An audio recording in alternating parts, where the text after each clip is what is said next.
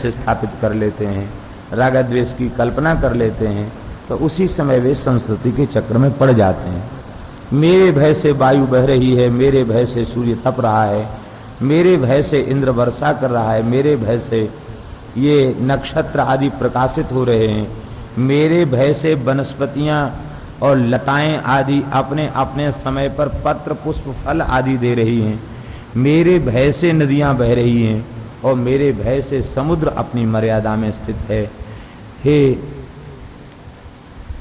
देवी, इस प्रकार से मेरे संकल्प से, मेरे भय से ही ये समस्त ब्रह्मांड की व्यवस्था संचालित हो रही है। इसलिए मेरे चरणों में अनन्याश्रित होकर के और मेरे चरणों में आ जाना चाहिए। माता जी, यह भक्ति का मार्ग परम प्रकाश युक्त मार्ग है। इस परम प्रकाश युक्त मार्ग पर जो चलते हैं उन्हें किसी प्रकार का भय नहीं रह जाता। वे मेरे चरणाश्रय को प्राप्त करके अभय हो जाते, उन्हें फिर मृत्यु से भय नहीं होता है। जो मृत्यु से भय देह गेह में आसक्त पुरुष को होता है, वैसा भय मेरे आश्रित भक्तों को मृत्यु से नहीं होता। वह तो विचार करता है कि ये देह उपाधि है और ये नष्ट हो जाए तो हम अपने प्रियतम से मिल जाएं, उनकी सेवा में पहुंच जाएं। उसे मृत्यु से भय नहीं होता। क्यों? कहते वह समझ लेते हैं कि वासुदेव सर्वम, जब भगवान सब कुछ हैं तो मृत्यु भगवान नहीं है क्या? अमृत भी भगवान है और मृत्यु भी भगवान है। अमृत भी भगवान है और मृत्यु भी भगवान है। तो मृत्यु बनकर भगवान आवे, चाहे अमृत बन के आवे, हमारे निकट भगवान ही आएंगे और हमें भगवान के निकट ही जाना है। ऐसा विचार करके जब उनकी संसार की किसी वस्तु में आसक्ति नहीं होती तो चाहे जब छोड़ के चल दो, उन्हें कोई लगाव नहीं रहता। वे चाहे जब छोड़ करके चल देते हैं और भगवान के निकट पहुंच जाते हैं। ऐसे जो आसक्ति शून्य महात्मा हैं, वे मेरा चिंतन करके, मेरा स्मरण करके जब देह का त्याग करते हैं तो उनके परम धाम गमन का महोत्सव त्रिभुवन में मनाया जाता है। मेरे पार्षद उनको अत्यंत आदर पूर्वक ले जाते हैं। सबसे पहले वे यमलोक पहुंचते हैं और यमलोक में यमराज धर्मराज उनके चरणों का प्रक्षालन करते हैं, मस्तक पर चंदन आदि चर्चित करते हैं, आरती उतारते हैं, कहते हैं भगवान आज आपकी चरण रस से हमारा लोक पवित्र हो गया, हम कृतार्थ हो गए।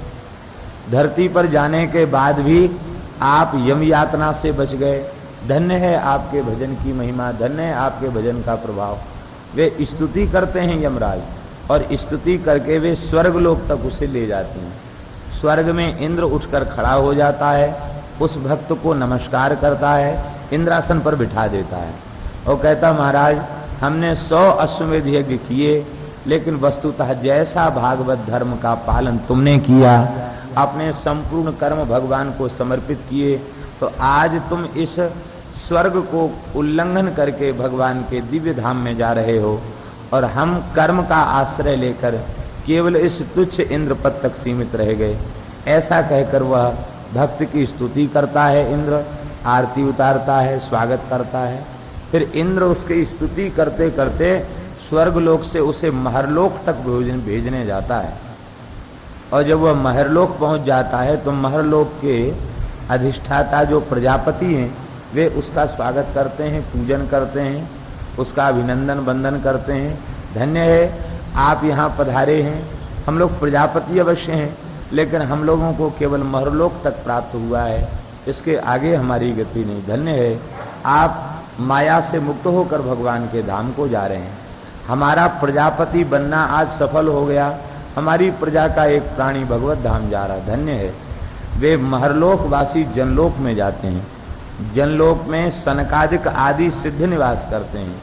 ये सनकादिक सिद्ध भी जनलोक निवासी ऋषि मुनि महात्मा भी उनका आदर करते हैं। धन्य है आप जनलोक को पार करके ऊपर के लोकों में भगवान के चरणों में गमन कर रहे हैं, आपका देह धारण करना सफल है। वे जनलोकवासी महात्मा उसका अभिनंदन पुष्प वृष्टि से करते हुए उस भागवत की स्तुति करते हुए उसको तपलोक ले जाते हैं। तपलोक में दुर्वासा आदि उग्र तपस्वी ऋषियों का लोक है, निवास है। वे ऋषि भी कहते हैं हम योग तप आदि के द्वारा यहाँ तक आ गए, लेकिन हमको यहाँ से भी नीचे जाना पड़ेगा। हमारा यह लोक शाश्वत नहीं है, लेकिन तुम तो शाश्वत भगवान के धाम को प्राप्त कर रहे हो, तुम बड़े भाग्यशाली हो। उसका बड़ा आदर करते हैं और वे तपलोक निवासी ऋषि उसे सत्यलोक ले जाते। इतनी बड़ी बारात चलती है भक्त के पीछे शरीर छोड़ने के बाद। जब सत्यलोक पहुंचते हैं तो श्री ब्रह्मा जी उठ के खड़े हो जाते। उनका हृदय प्रसन्नता से द्रवित हो जाता है, नेत्र से अश्रुजल प्रवाहित होने लग जाता। धन्य है भगवान श्री नारायण ने हमें आज्ञा दी थी कि ब्रह्मा तप करो, सृष्टि का विस्तार करो और सृष्टि का विस्तार करके मुझे प्रसन्न करो। तो आज भगवान की सृष्टि का एक प्राणी आज भगवान के चरणों में जा रहा है। हमारी बनाई हुई सृष्टि आज सफल हो रही है, क्योंकि आज एक भक्त भगवान के चरण कमलों को प्राप्त कर, वे कमलासन पर बिठा देते हैं, अपने हाथ से आरती उतारते हैं, उसको हृदय से लगाते हैं, उसे नमस्कार करते हैं। धन्य है आप यहाँ पधारे, आपके आने से हमारा लोक पवित्र हो गया। देखो मैं ब्रह्म पद पर अवश्य विराजमान हूँ, लेकिन हमारा यह लोक शाश्वत नहीं है, यह भी नष्ट हो जाता। लेकिन जिन भगवान के चरण कमलों में तुम जा रहे हो, वहां पहुंचने के बाद जीव फिर लौट कर इस संसार के चक्र में नहीं पड़ता। आपको धन्य है।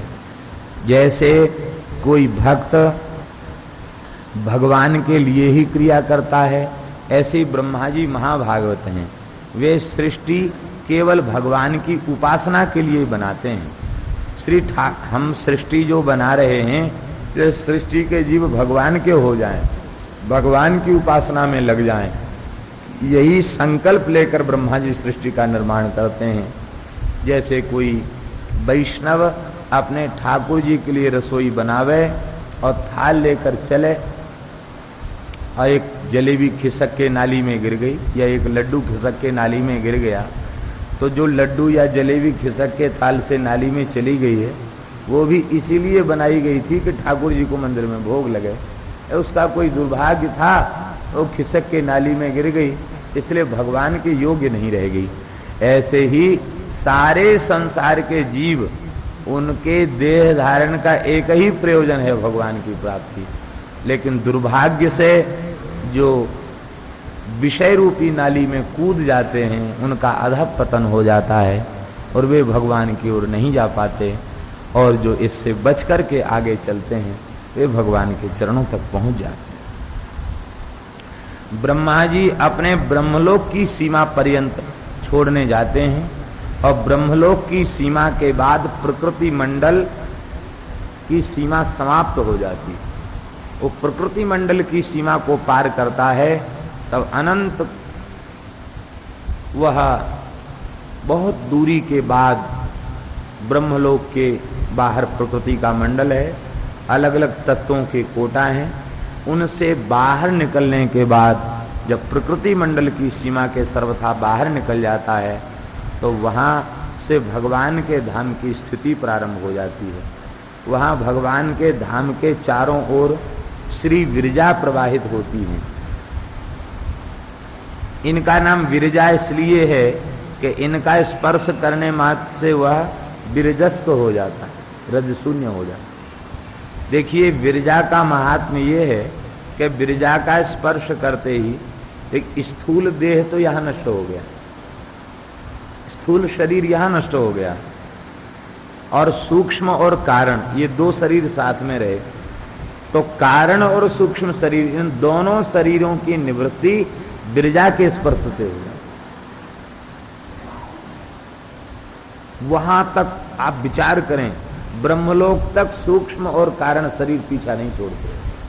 जहां तक प्रकृति है वहां तक ये दोनों हैं, वहां के आगे विरजा का स्पर्श करते ही ये दोनों छूट जाते हैं, और उस विरजा का स्पर्श करने मात्र से ही पार्षद देह की प्राप्ति हो जाती, पार्षद स्वरूप की प्राप्ति हो जाती है। माने उस उपासक की जो उपासना की भावना उसके अनुरूप, सखा सखी गोपी ग्वाल बाल, अथवा जो भावना उसकी है दास की, वह रूप उसे प्राप्त हो जाता है और फिर वह विरजा के उस पार भगवान का चिन्मय सच्चिदानंद घन सत्यम ज्ञानम अनंतम यद ब्रह्म ज्योति सनातनम यदि पश्यंत मुनयो गुणा पाए समाहिता, ऐसा वह दिव्य जो धाम है, उस दिव्य धाम में उन्हें प्रवेश प्राप्त होता है। वैकुंठ में महामहोत्सव होता है भगवान के धाम में। वहां पहुंचने पर उसे अपने आचार्य का दर्शन होता है, अपने गुरुदेव का दर्शन होता है और उनके बाद वे भगवान के चरणों में उस दिव्य धाम में भी आचार्य ही लेके जाते हैं, वो अकेला नहीं जाता। भगवान के चरणों में उसे डाल देते हैं। जैसे कोई बहुत बड़ा कार्य करके आवे तो उसे बड़ी प्रसन्नता की अनुभूति होती है, ऐसे ही जब कोई साधक भगवान के चरणों में पहुंचता है तो आचार्य चरण का चित्त प्रसन्नता से भर जाता है। भगवान, अब आपकी वस्तु हमने आपके चरणों में डाल दी, अब आप संभालिए।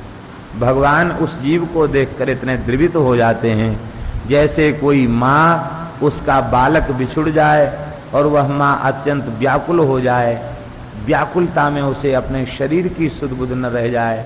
वह माँ जब अपने बिछड़े हुए बालक को पाती है तो गोद में लेकर के प्रेमानंद का जल उसके नेत्रों से टपकने लग जाता है। ऐसे ही भगवान अपने नेत्र के जल से उसका अभिषेक कर देते, हृदय से लगा लेते। वेद में ऋचाएं वे कही गई हैं, अन्नोहम अन्नोहम अन्नादस्त्वम इत्यादि ऋचाएं हैं।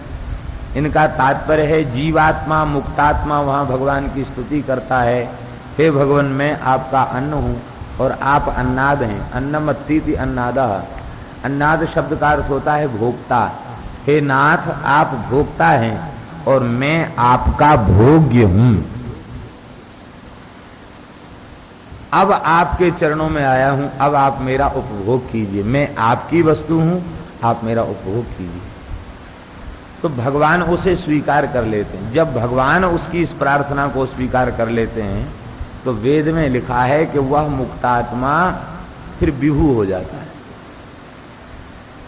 भगवान के समान ही विभू हो जाता है और फिर वह भगवान के कैंकर्य के लिए, भगवान की सेवा के लिए अनंत रूप धारण कर लेता है।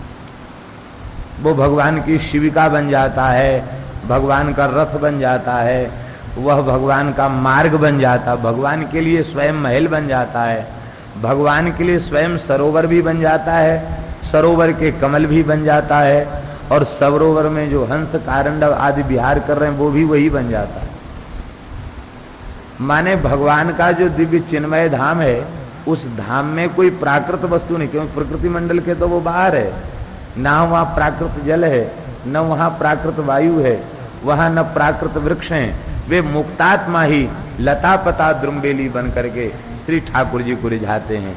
तो देखो, जो धाम त्रिपाद विभूति भगवान का धाम है, वही त्रिपाद विभूति श्री वृंदावन। इसलिए यहां के लता पता द्रुमबेली भी चिन्मय है और वह वृंदावन इससे भिन्न नहीं है, यही वृंदावन है। और इसी वृंदावन का दर्शन श्री स्वामी जी महाराज ने अकबर को कराया, इसी वृंदावन का दर्शन। इसका तात्पर्य यही वृंदावन ज्योतिर्मय और चिन्मय वृंदावन है। लेकिन जब श्री ठाकुर जी अनुग्रह करें, कोई संत अनुग्रह करें, तो इस सच्चिदानंदमयी भूमि का दर्शन होता है। कितने संत ऐसे हुए हैं जिन्होंने इस भूमि का यहां दर्शन किया। श्री वृंदावन बिहारी लाल की। गुजरात के एक सदगृहस्थ संत थे, श्री मास्टर जी, दादाजी श्री जयंतीलाल जी। बड़े महान संत थे, बड़े श्रेष्ठ नाम जापक महात्मा। वे वृंदावन आए, शांति निकेतन में रुके, बहुत नाम जापक थे।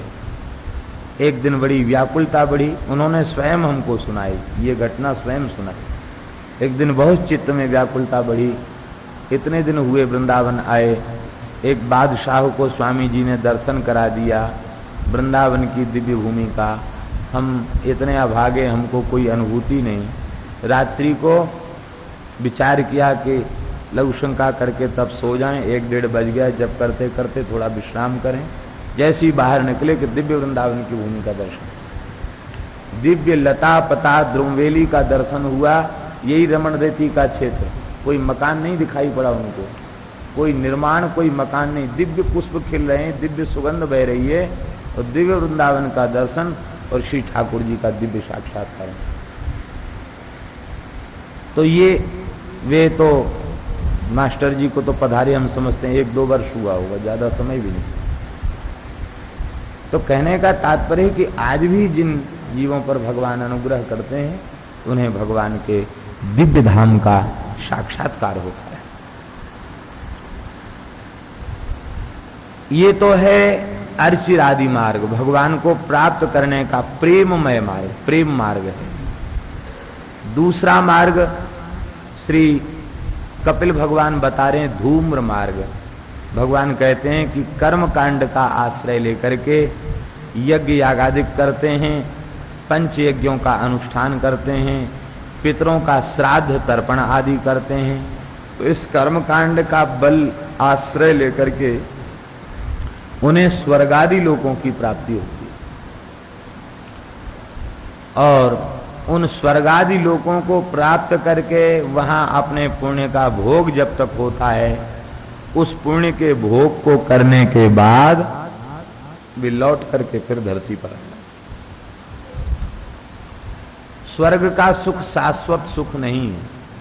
स्वर्ग में कंठ में एक माला पहना देते हैं देवता, उसके फूल कभी कुमलाते नहीं है। ज्यों-ज्यों फूल कुमलाने लग जाते हैं तो वो समझने लगते हैं कि अब हमारे पुण्य धीरे धीरे क्षीण हो रहे हैं। यही देखते रहते हैं कि कितने फूल अभी खिल रहे हैं और कितने कुमला गए।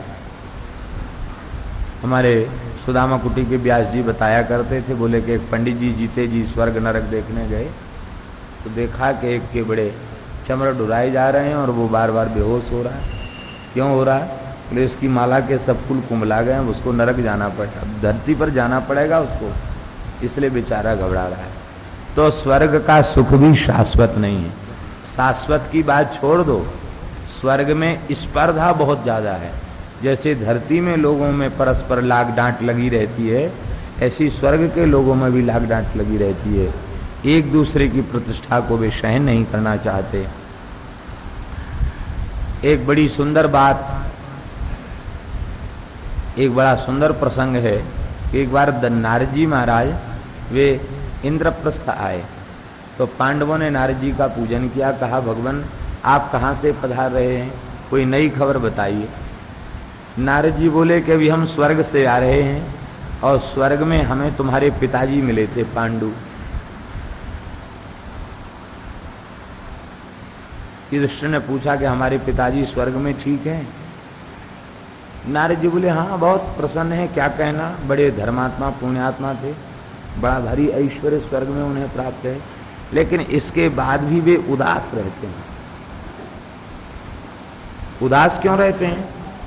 बोले उदास इसलिए रहते हैं कि उन्होंने स्वर्ग की कामना से बड़े बड़े तप किए, बड़े बड़े यज्ञ अनुष्ठान किए और उनको स्वर्ग प्राप्त तो हो गया, किंतु जो प्रतिष्ठा जो ऐश्वर्य वहां हरिश्चंद्र को प्राप्त है वो ऐश्वर्य उन्हें प्राप्त नहीं है। उसको देख कर के उनके मन में स्पर्धा होती है।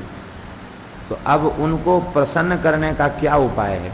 युधिष्ठिर ने पूछा महाराज अपने पिता को प्रसन्न कैसे करूं?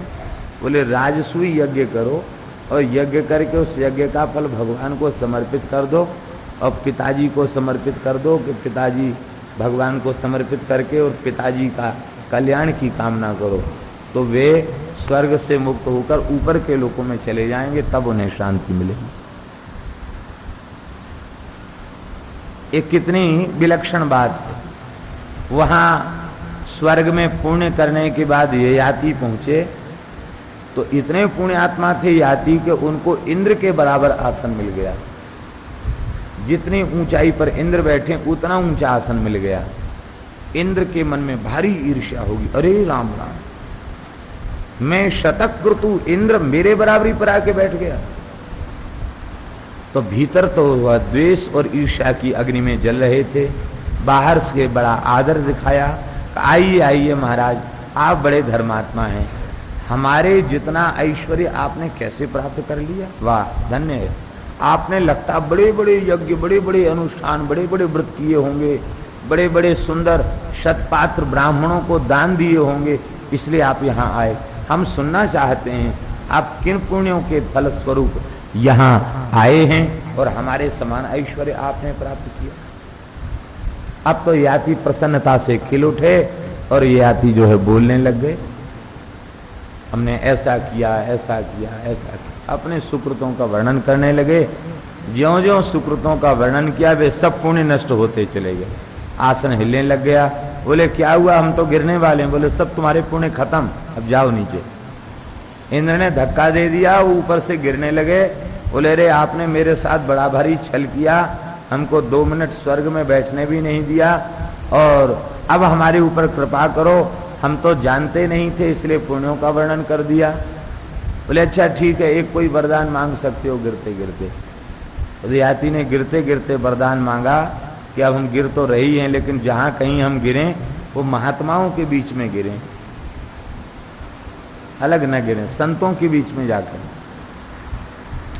अंगिरा गोत्र के ऋषि तप कर रहे थे, ये ब्राह्मण तप कर रहे थे। उन्होंने देखा कि आकाश से कोई पुरुष गिर रहा है, बचाओ बचाओ कह के गिर रहा है। जैसे ही निकट आए तो बड़ा तेजस्वी पुरुष है, तिष्ठ, जैसे ही कहा तिष्ठ तो वहीं टिक गया, वहीं ठहर गया। बोले तुम अपना परिचय दो। याति ने रोते हुए कहा महाराज मैं याति हूं, बहुत बड़े बड़े पुण्य करके स्वर्ग गया, इंद्र ने हमारी ये दुर्दशा कर दी। बोले अब तुम नीचे नहीं आ सकते हो, हम तुमको ऊपर भेजेंगे। तो उन महात्माओं ने अपने पुण्यों का दान करते करते एक महात्मा ने उसे पुनः स्वर्ग भेज दिया, दूसरे महात्मा ने अपने भजन का दान करके उसको महरलोक भेज दिया, तीसरे महात्मा ने अपने भजन का दान करके उसको जनलोक भेज दिया, चौथे ने तपलोक भेज दिया, 5वें ने उसे सत्यलोक भेज दिया। कहाँ स्वर्ग में था, संतों ने कृपा की तो ब्रह्मलोक तक भेज दिया उसको। और इसके बाद उन महात्माओं ने अपने संपूर्ण पुण्यों का जब दान कर दिया तो आकाश से पुष्पवृष्टि होने लगी। और महाराज केवल याति के लिए नहीं, 6 विमान आ गए। 5वें ब्राह्मण थे और 6ठा याति था, 6 विमान आ गए। बोले चलो सब ब्रह्मलोक। उन्होंने कहा हमने तो अपने जप का दान कर दिया। बोले दान कर दिया इसलिए तो तुमको तुम्हारा पुण्य बढ़ गया, तुम भी चलो ब्रह्मलोक। उन सबको लेकर के वे ब्रह्मलोक गए। तो इस प्रकार की जो कथाएं हैं इनका तात्पर्य है कि उन लोकों में पहुंचने के बाद भी जीव का पतन होता। केवल श्री ठाकुर जी के चरण कमल ऐसे हैं जहां पहुंचने के बाद फिर जीव का पतन होता नहीं। इसलिए जो कुछ प्राप्त होगा वो भगवान की कृपा से, भगवान की इच्छा से होगा। बस हम अपने चित्त में भगवान की प्राप्ति के अतिरिक्त कोई भी संकल्प न करें, बस इसी से सब कार्य बन जाएगा। और जो देह गेह में आसक्त पुरुष हैं उनकी बड़ी दुर्दशा होती है। नरकस्थोपि देहं वै न पुमास्त्यक्तुमिच्छति नारक्यां निर्वृतौ सत्यां देव माया विमोहितः। भगवान की ऐसी प्रचंड माया है, उसमें मोहित होने के कारण यह जीव नारकीय योनि में जन्म लेने के बाद, वहां विष्टा आदि भोजी योनियों में जन्म लेने के बाद भी वह उसी सुख में अपने को सुखी मानता है। उन योनियों को वह त्याग नहीं कर पाता। जहां कहीं जिस शरीर को प्राप्त करता है, स्त्री पुत्र आगार बंधु, इन्हीं में वह बद्धमूल होकर के इन्हीं को अपना मानता है और इसी प्रकार से उसका संपूर्ण जीवन व्यतीत हो जाता है। उसका मन, उसका चित्त क्षुब्ध रहता है। कैसे क्षुब्ध रहता? कहते माया रूपी ग्रहणी के, माया रूपी ग्रहणी नहीं, उसी ग्रहणी को ग्राहिणी कहा। उसी ग्राहिणी के चंगुल में फंसने के कारण उसका जीवन नष्ट हो जाता है। और अहो रचितया लापैहि शिशुनाम कलभाषिणाम, इधर तो स्त्री आदि उसके चित्त को अपनी ओर आकृष्ट करती हैं और छोटे छोटे बच्चे कलभाषी, मीठी मीठी बात बोलने वाले छोटे छोटे बच्चे गोद में चढ़ जाते हैं तो बस वो वृद्ध सोचने लग जाता, हाय ये छोटा सा बालक हमसे कितना प्रेम करता, इस बालक को हम कैसे छोड़ दें। इस तरह से मिथ्या मोह में वो पड़ जाता है। संसार के धर्म को कपिल भगवान ने कहा, गृहे सुकूट धर्मेषु दुख तंत्रे स्वतंत्रितः कुर्वन् दुख प्रतीकारम सुखवन मन्यते गृही। गृहस्थाश्रम का धर्म कैसा है? कहते कूट धर्म है। कूट शब्द का अर्थ जानते हैं क्या होता है? कूट माने होता पहेली, और पहेली सुनने के बाद जल्दी समझ में नहीं आती। ऐसी ये संसार का धर्म ऐसा टेढ़ा बेड़ा है, ये गृहस्थाश्रम का धर्म ऐसा ये पहेली है, ये सबकी समझ में नहीं आती। और कथनचित जब समझ में आती है तो तब समझ में आ पाती है, जब फिर किसी काम लायक नहीं रह जाता तब समझ में आती है। और समझ में आने के बाद भी वह दूसरे को नहीं समझा सकता, ये विलक्षणता है। संसार का कौन ऐसा गृहस्थ है जिसे यह बात समझ में न आ गई हो कि संसार दुखमय है। हमने सब कुछ किया लेकिन जो सुख मिलना चाहिए था नहीं मिला, जीवन बेकार चला गया। ये बात प्रायः, हाँ, जो सर्वथा माया में जिनका मन डूबा हुआ है, जो आकंठ डूबे हुए हैं संसार में, उन्हें तो वास्तविकता है कि उन्हें कुछ भी पता नहीं चलता, क्योंकि वे अपने जीवन की सर्वोत्कृष्ट उपलब्धि संसार को ही मानते हैं। रोटी कपड़ा मकान मिल गया, बस उनको तो भगवान मिल गए, उन्हें किसी चीज की जरूरत नहीं। लेकिन जो विवेकी सदाचारी सत्संगी हैं, वे जरूर इस बात को कहते हैं कि अरे ऐसी जन्म समूह सिराने, जैसे ये जन्म बीत गए ऐसे न जाने कितने जन्म बीत गए, उन्हें बड़ी ग्लानि होती है। तो संसार की दुख रूपता को समझने के बाद भी वह क्या करता है? वह यह विचार नहीं करता कि चलो अब हम तो जो हुआ सो हो गया, अब हम अपनी संतान को कहें कि भाई देखो हमने गृहस्थाश्रम में प्रवेश करके सब देख लिया, विपत्ति को भोगकर, संसार की स्वार्थपरता को देखकर, राग द्वेष कलह के वातावरण को देखकर हमने अच्छी प्रकार से अनुभव कर लिया कि संसार में कहीं सुख नहीं है। अब हम तो जो कोई हमारा पाप था, जो हम फंस गए, कोई बात नहीं, अब तुम घर में मत रहो, तुम चले जाओ अयोध्या वृंदावन, वहीं प्रेम से भजन करना बेटा, यही जीवन है, ये जीवन जियो, वही जीवन जियो।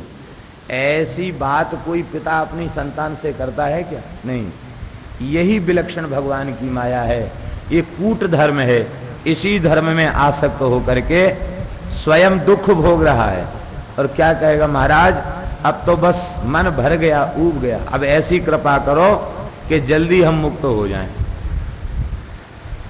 भजन से मुक्त नहीं होना चाहेगा, भजन करके मुक्त हो जाएं। कहेगा महाराज ऐसी कृपा करो, बस 2-3 बेटी और रह गई हैं, एकाएक ये बेटा बचा है, बस ये जल्दी पार लग जाएं, इनको दे दबा कर हम छुट्टी करें। तो अपना मुक्त होने के लिए दूसरे को फंसाता है, दूसरे को फंसाने के बाद फिर कहता है कि देखो भाई ऐसा है कि अब बेटा तो बहुत अच्छा है, ब्याह कर दिया, लेकिन बढ़िया धंधा नहीं लगा, तो अब खर्च घर का बढ़ गया, इसके लिए अब हम घर छोड़ के कैसे जा सकते हैं, इनकी सहायता के लिए तो हमें कुछ न कुछ करना पड़ेगा। तो वह बेचारा अनेक प्रकार के प्रयत्न करके उनका हित संपादित करता है, उनका हित करता है। फिर उससे बड़ी अभिलाषा हो जाती है, महाराज बेटा बहुत अच्छा है, ब्याह हुए कई साल हो गया, कोई संतान नहीं हुई, आप कोई अनुष्ठान बता दीजिए, कोई आशीर्वाद दे दीजिए, बेटा हो जाए। फिर बेटों के बेटों का विवाह हो जाए, नाती पोतियों का विवाह हो जाए। इस तरह से वो जानबूझकर उसी प्रपंच में पड़ा रहता, उससे मुक्त वह नहीं हो पाता है। उस वृद्ध को पता है कि हम मर जाएंगे, लेकिन फिर भी कहेगा महाराज, तमाम पाठ करेगा, पूजन करेगा अपने कल्याण के लिए, इसलिए करेगा कि हमारी नाती की नौकरी लग जाए, हमारी नातनी का विवाह हो जाए। किसी गृहस्थ के यहाँ बड़े अच्छे कोई संत गए, बुढ़िया ने प्रणाम किया, महात्मा बड़े दयालु होते, द्रवित हो गए, बोले मैया बहुत भक्त ने, क्या चाहिए? बोले बाबा ऐसो आशीर्वाद दे दो कि अपनी नतनी के हाथ पीरे कर जाऊं। अब ये उससे पूछो कि हाथ लाल हो जाएंगे या पीले हो जाएंगे तो उससे उसको क्या लाभ है। नतनी के हाथ पीले होने से उसे स्वर्ग मिलेगा कि वैकुंठ मिलेगा कि उसका कल्याण हो, क्या हो जाएगा, कुछ उसका होने वाला नहीं। लेकिन फिर भी अपनी मृत्यु को छोड़ करके निरंतर मोह में आसक्त प्राणी इसी प्रकार से यह अपना जीवन व्यतीत कर देते हैं। इसलिए गृहस्थाश्रम के धर्म को कपिल भगवान ने कूट धर्म कहा। कूट माने पहेली। ये महाभारत में भी व्यास जी ने कई कूट लिखे हैं। गणेश जी को जब बुलाया, बोले महाभारत का लेखन करो। गणेश जी बोले हम लेखन तो स्वीकार करते हैं लेकिन एक शर्त है। क्या शर्त? बोले बीच में हमारी कलम रुकनी नहीं चाहिए, जहां कलम रुक जाएगी वहां से आगे हम लिखना बंद कर देंगे। ये नहीं कि घंटे 2 घंटे बाद थे, अब लगातार बोलते जाओ, हम लगातार लिखते जाएंगे। व्यास जी बोले बात तो ठीक है लेकिन हमारी भी एक प्रार्थना स्वीकार करो, बिना सोचे समझे कुछ लिखना मत, हम जो बोलें उसको समझ करके तब लिखना। बोले ठीक है। तो बीच बीच में जब व्यास जी को कुछ आगे विचार करना होता तो कोई एक कूट श्लोक आप बोल देते। उस कूट, व्यास जी के कूट का विचार गणेश जी को एक क्षण कलम हाथ में लेकर करना पड़ता, तब तक वो आगे का विषय विचार लेते और अब क्या कहना वो बोल देते। ऐसे महाभारत में कई कूटे हैं। एक महाभारत का कूट है,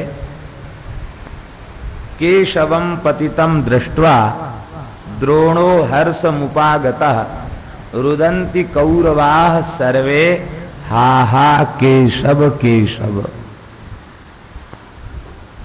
अब सीधे सीधे अर्थ इसका लगाओ तो उसका अर्थ कभी संभव ही नहीं कैसा हो सकता। सीधा अर्थ